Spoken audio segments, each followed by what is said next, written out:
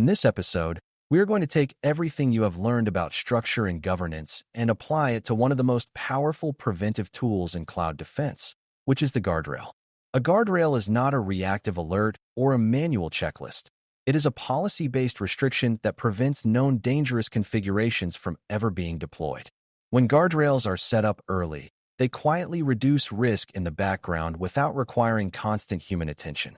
When they are added late, after many workloads already exist, they can create friction and resistance because they disrupt established patterns. The strategic insight here is that guardrails work best when they are foundational, not corrective. By the end of this discussion, you should understand what guardrails are conceptually, why they matter so much in cloud environments, and how to think about them as preventive architecture rather than optional compliance tools. Before we continue, a quick note. This audio course is a companion to our course companion books. The first book is about the exam and provides detailed information on how to pass it best. The second book is a Kindle-only ebook that contains 1,000 flashcards that can be used on your mobile device or Kindle. Check them both out at cyber.author.me in the Bare Metal Study Guide series. To understand guardrails clearly, it helps to contrast them with monitoring and response controls. Monitoring tells you when something risky has happened, and response tells you how to fix it after detection. Guardrails, on the other hand, are preventive controls that stop certain actions from happening at all or enforce mandatory conditions before they can proceed. In cloud environments, this is typically done through policy systems that evaluate configuration changes in real time. If someone attempts to create a resource that violates a defined rule, the action is blocked or modified automatically. This shifts security from reactive to proactive, which reduces the number of incidents that ever require investigation. Beginners sometimes focus heavily on detection because alerts feel tangible, but prevention through guardrails is often more efficient and less disruptive. One of the most common and valuable early guardrails involves restricting public exposure of sensitive services. Many cloud breaches occur because storage, databases, or compute resources are accidentally made publicly accessible. A preventive policy that blocks public exposure by default, unless explicitly approved through a controlled exception process, can eliminate an entire class of risk. This is not about assuming every public service is malicious. It is about recognizing that default deny reduces accidental exposure. When this type of guardrail is applied early, developers adapt their workflows around it, and risky configurations become rare rather than routine. If it is applied late, it may break existing deployments and generate frustration. Timing and communication therefore matter as much as the technical rule itself. Encryption requirements are another example of guardrails that work best when established from the beginning. Many cloud services support encryption at rest and in transit, but if encryption is optional, teams may skip it for convenience. A policy that enforces encryption as a baseline ensures that data protection is consistent across accounts and environments. This prevents sensitive data from being stored in plain text due to oversight or misunderstanding. Encryption guardrails reduce both regulatory risk and operational risk because encrypted systems are more resilient against certain forms of misuse. Beginners sometimes assume encryption is a checkbox to handle later, but enforcing it early simplifies compliance and eliminates debate. Guardrails turn best practices into defaults.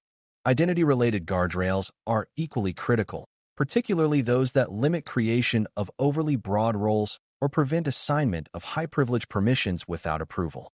If policy systems allow unrestricted privilege escalation inside an account, attackers and careless administrators alike can create systemic risk. A preventive rule that blocks assignment of global administrative roles except through tightly controlled processes can dramatically reduce escalation pathways. This does not eliminate the need for administrative power, but it ensures that such power is deliberate and visible. When identity guardrails are embedded into the environment, least privilege becomes easier to maintain. Without them, privilege creep tends to expand quietly over time. Another important class of guardrails focuses on mandatory logging and monitoring configuration. In many cloud platforms, logging can be disabled or modified by administrators unless policies prevent that change. A guardrail that enforces logging at all times ensures that investigative visibility is preserved. This prevents attackers from covering their tracks by turning off audit trails and also prevents accidental loss of telemetry during configuration changes. Logging guardrails protect both detection capability and evidence preservation. Beginners sometimes treat logging as a feature to enable once and forget, but without policy enforcement, logging settings can drift. Guardrails provide continuity.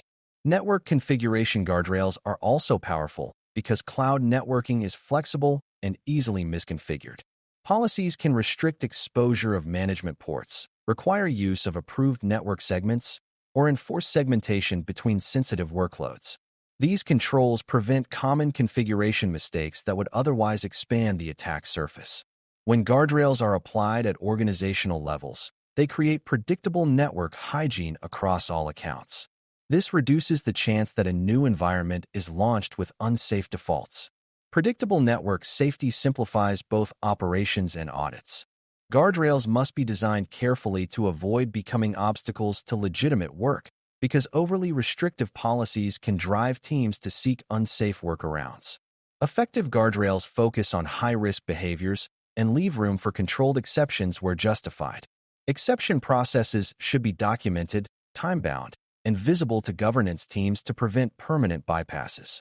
The goal is not rigidity for its own sake, but reduction of predictable, high-impact mistakes. When guardrails are aligned with real risk rather than arbitrary rules, they gain organizational acceptance. Beginners sometimes assume guardrails are about control for control's sake, but mature design balances protection with practicality. It is also important to recognize that guardrails do not replace education or accountability. They complement them. Policies can block certain configurations, but they cannot teach why those configurations are risky. Teams still need to understand the principles behind the rules so they can design secure systems intentionally.